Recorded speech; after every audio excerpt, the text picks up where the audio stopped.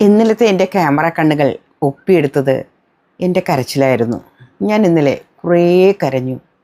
എന്തിനാണെന്നല്ലേ പറയാം. എനിക്കിന്നലെ കാര്യമറിയാത്ത കുറേ വിഷമങ്ങളുണ്ടായിരുന്നു. കുറേ കരഞ്ഞു നോക്കി. പിന്നെ ചുമ്മാതെ ആഗ്രഹിച്ചു ആരെങ്കിലും എന്നെ ആശ്വസിപ്പിക്കും, ചേർത്ത് പിടിക്കും എന്നൊക്കെ. പക്ഷെ ഒന്നും നടന്നില്ല.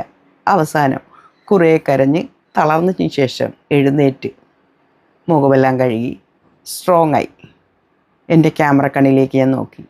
അതെ, അത്രയേ ഉള്ളൂ. നമ്മളെ മനസ്സിലാക്കാനായിട്ട് എല്ലാവർക്കും കഴിയണമെന്നില്ല. നമ്മളെ മനസ്സിലാക്കാൻ, അല്ലെങ്കിൽ നമ്മുടെ ആ സമയത്തെ ഫീലിങ്സ് ശരിക്കും മനസ്സിലാക്കാൻ നമുക്കല്ലേ മനസ്സിലാവൂ. വേറൊരാൾക്ക് എങ്ങനെയാണ് കഴിയുക? നമ്മുടെ ജീവിതത്തിൽ ആരെങ്കിലുമൊക്കെ മനസ്സിലാക്കുമെന്ന് കരുതി, അല്ലെങ്കിൽ അവർ നമ്മളെ ആശ്വസിപ്പിക്കുമെന്ന് കരുതി ഓരോ ദിവസവും നാം കാത്തിരിക്കാറില്ലേ? അങ്ങനെ കാത്തിരിക്കുന്നവരാണോ നിങ്ങൾ? ഞാൻ ചിലപ്പോഴൊക്കെ കാത്തിരിക്കാറുണ്ട്. ഇന്ന് എന്നെ ആശ്വസിപ്പിക്കും, എന്നെ ചേർത്ത് പിടിക്കും എന്നൊക്കെ. പക്ഷേ അത് വെറും നമ്മുടെ സ്വപ്നങ്ങളായി തീരാറുണ്ട്. കാരണം ഓരോരുത്തരെ ചേർത്ത് പിടിക്കുന്നത് അവരവരുടെ കാര്യങ്ങൾക്ക് വേണ്ടിയാണ്. അവരവരുടെ ആവശ്യങ്ങൾ തീർന്നു കഴിയുമ്പോൾ വളരെ നിസ്സാരമായി ഒഴിവാക്കുന്നത് കാണുമ്പോൾ ചിലപ്പോഴൊക്കെ മനസ്സ് വേദനിക്കാറുണ്ട്. പക്ഷേ നമ്മൾ മനസ്സിലാക്കണം അവരുടെ സാഹചര്യം. അവർക്ക് നമ്മളെ കൊണ്ടുള്ള ആവശ്യം കഴിഞ്ഞു, പിന്നെയും നമ്മളെയും കൊണ്ട് നടക്കാൻ അവർക്ക് പറ്റില്ലല്ലോ. അത്ര തന്നെ. അതുകൊണ്ട് നമ്മൾ മനസ്സിലാക്കേണ്ട ഒരേ ഒരു കാര്യം, നമ്മളെന്നും ഒറ്റക്കാണ്. ആ കാര്യം നാം മനസ്സിലാക്കണം. നമ്മൾക്ക് ഒറ്റയ്ക്ക് നിൽക്കുന്നത് തന്നെയാണ് നമ്മുടെ സ്ട്രെങ്ത്.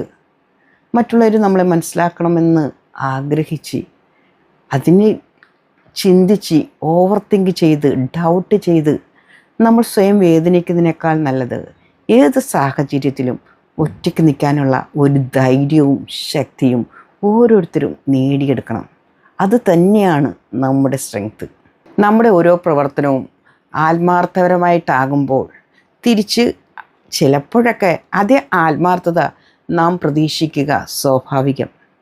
പക്ഷെ അത് കിട്ടാതെ വരുമ്പോൾ വിഷമം വരിക അതും സ്വാഭാവികം. എന്നാൽ തിരിച്ച് അവരെ മനസ്സിലാക്കുക എന്നതും സ്വാഭാവികം. ഇതെല്ലാം ചെയ്യേണ്ടത് നാം തന്നെയാണ്. അപ്പോൾ നമ്മുടെ അവസ്ഥയും നമ്മൾ മനസ്സിലാക്കുക, അവരുടെ അവസ്ഥയും മനസ്സിലാക്കുക. അപ്പോൾ എല്ലാം സോൾവ് ആകും. അത്രയേ ഉള്ളൂ. That's all life.